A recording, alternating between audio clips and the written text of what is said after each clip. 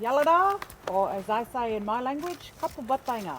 Kapubatanga is good morning. So I say thank you, Big Esa, that's Torres Strait Way, to acknowledge the Gugu Yalanji people from this country that we are here on today. We pay our respects.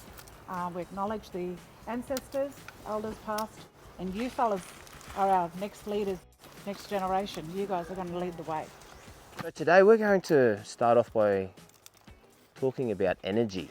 Can anyone tell me what energy is? Well, you got power. Yeah. Energy is everywhere. What's that stuff you can see through the leaves there? Sunshine.